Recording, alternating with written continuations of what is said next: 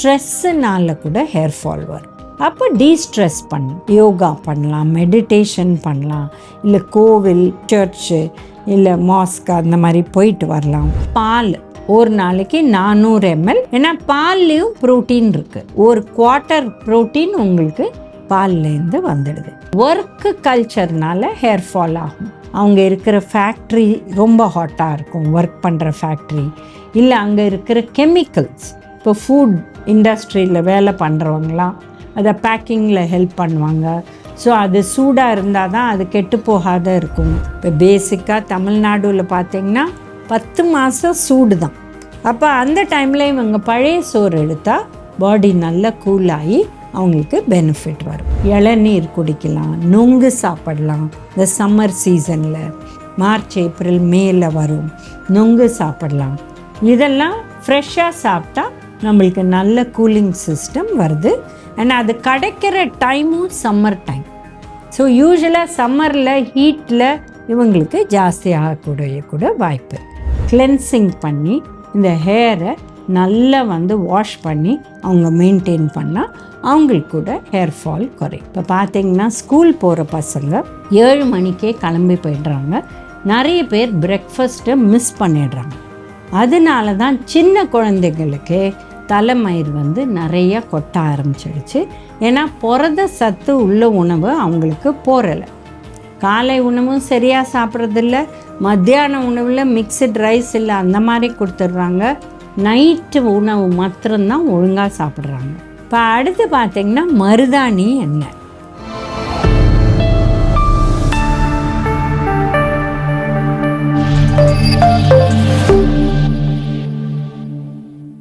Cosmo health வியூவர்ஸ்க்கு வணக்கம். நம்ம hair fall அதை பற்றி வீட்டில் என்னென்ன ஹெல்ப் பண்ண முடியும் அதை பற்றி பார்க்க போகிறோம். இப்போ ஹேர் ஃபால் ஆகிறதுக்கு 2-3 விஷயம் இருக்கலாம். ஒன்று, அயர்ன் பிளட்டில் ரொம்ப லோவாக இருக்கலாம். இப்போ ஹீமோக்ளோபின், ஃபெரிட்டின் எல்லாமே லோவாக இருந்தால் அவங்களுக்கு ஹேர் ஃபால் ஆகக்கூடிய வாய்ப்பு இருக்குது. அதாவது அயர்ன் டெஃபிஷியன்சி, அனீமியா இல்லை ரத்த சோகை இருந்தால் இவங்களுக்கு ஹேர் ஃபால் ஜாஸ்தியாக இருக்கலாம். அப்போது இவங்க ஒரு அதாவது ஹீமோக்ளோபின் 12 பாயிண்ட் ஆடு விமென்க்கு, மென்னுக்கு 13 பாயிண்ட்லேருந்து 14க்குள்ளே இவங்களுக்கு நார்மல். இவங்க 10 கீழே இருந்தால் டெஃபினட்டாக மெடிக்கல் ஹெல்ப் எடுத்து அந்த மருந்து எடுக்கணும். மருந்தோட உணவில் நம்ம அயர்னை ஜாஸ்தி பண்ணலாம். இந்த கார்டன் கிரெஸ் சீட்ஸ்னு ஒன்று கிடைக்குது, அதில் அயர்ன் ஜாஸ்தி இருக்குது. ஒரு 2 டீஸ்பூன் கூட ஊற வச்சு நம்ம அதை வேறு எதுலையா போட்டு சாப்பிட்டோம்னா நம்மளுக்கு அயர்ன் ஜாஸ்தி ஆகும். கருவேப்பிலை பொடி வீட்டிலையே பண்ணி எப்படி நம்ம யூஸ் பண்ணுறோமோ அதை மிளகா பொடியில் போட்டுக்கலாம், இல்லை நார்மலாக சாம்பாரில் போட்டுக்கலாம். எப்படி வேணால் பண்ணி இதில் தனியா மிளகா போட்டு நம்ம பண்ணி வச்சோன்னா ரைஸோடு மிக்ஸ் பண்ணி கூட சாப்பிட்டுக்கலாம்.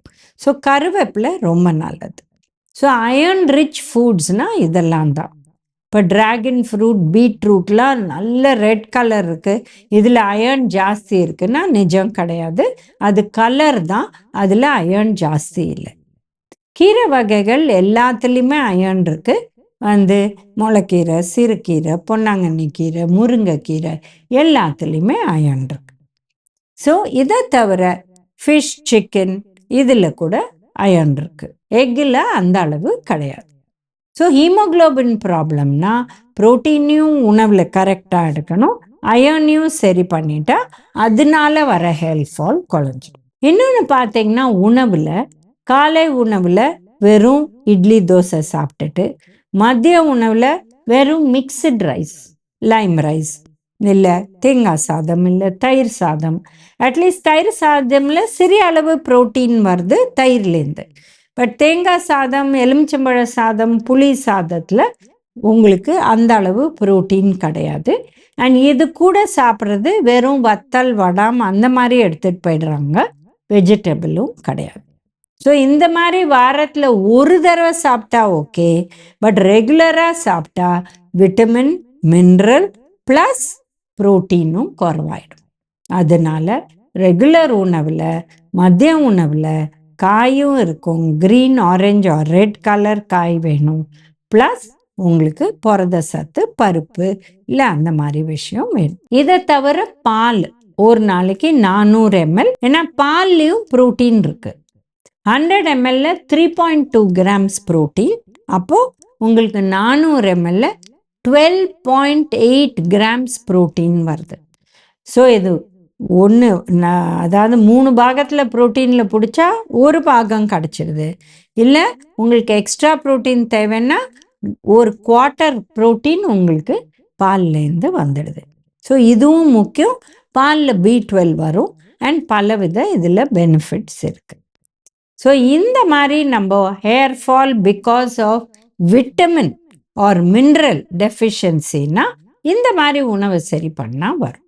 இப்போ பாடியே ஹீட் பாடி, அதனால அவங்களுக்கு டேண்ட்ரஃப் வந்து நிறைய ஹேர் ஃபால் இருக்குன்னா இவங்களுக்கு வீட்டில் சிம்பிளாக சாட்டர்டே இல்லை சண்டே எப்போ லீவோ அவங்களுக்கு எண்ணெய் தேய்ச்சி, தேங்காய் எண்ணெய் தேய்க்கலாம், இல்லை தேங்காய் எண்ணெயிலே கருவேப்பிலையை அரைச்சி அந்த கருவேப்பிலை விழுதில் எண்ணெயில் ஒரு 24 hours ஊற வச்சுட்டு அப்புறம் காய்ச்சி வடிகட்டி, இது கருவேப்பிலை எண்ணெய் வீட்டில், இதை நம்ம யூஸ் பண்ணால் கூலிங்காகவும் ஆகும். அவங்க எண்ணெய் தேய்ச்சி குளிச்சா பாடி கூலாகி ஹீட்னால கொட்டுற அந்த ஹேர் ஃபால் குறையும். இப்போ அடுத்து பார்த்தீங்கன்னா மருதாணி எண்ணெய். மருதாணியை கூட இலையை எடுத்து நம்ம நல்லா விழுது மாதிரி அரைச்சிட்டு சட்டி மாதிரி கெட்டியாக இதை தேங்காய் எண்ணெயில் 24 hours to 48 hours ஊற வச்சுட்டு அப்புறம் அதை காய்ச்சிரும். காய்ச்சி அந்த மருதாணி விழுது கருப்பாற வரலும் காய்ச்சிரும். அது கருப்பான உடனே நம்ம வடிகட்டி இது மருதாணி எண்ணெய். இது போட்டால் கூட பாடி கூலாகி அந்த ஹீட்னால வர அந்த ஹேர் ஃபால் குறையும். இப்போ சில பேருக்கு ஸ்ட்ரெஸ்ஸுனால கூட ஹேர் ஃபால் வரும்.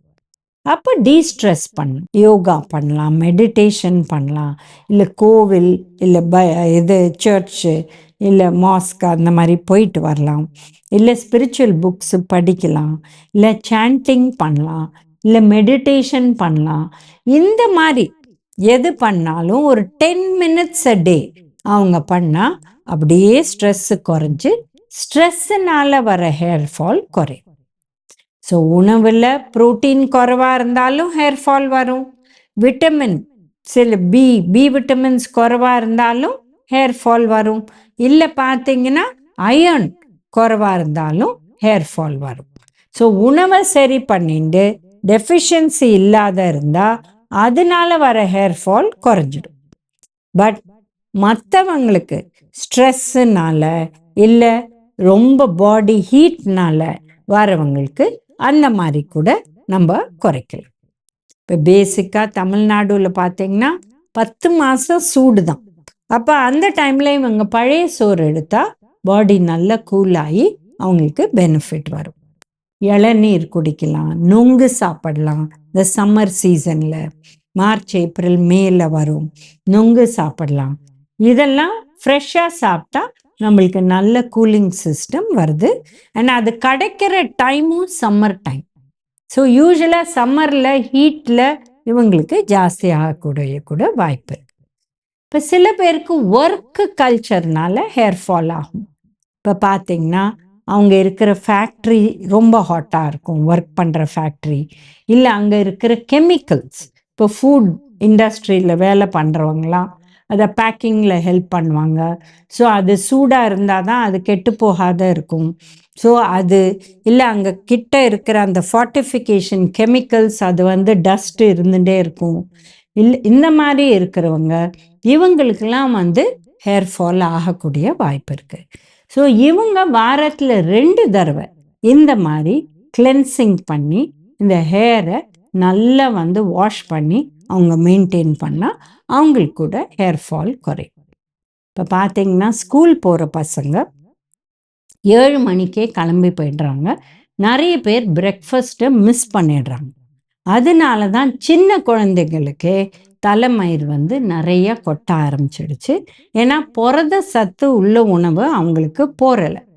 காலை உணவும் சரியாக சாப்பிட்றதில்ல, மத்தியான உணவில் மிக்சட் ரைஸ் இல்லை அந்த மாதிரி கொடுத்துட்றாங்க, நைட்டு உணவு மாத்திரம்தான் ஒழுங்காக சாப்பிட்றாங்க.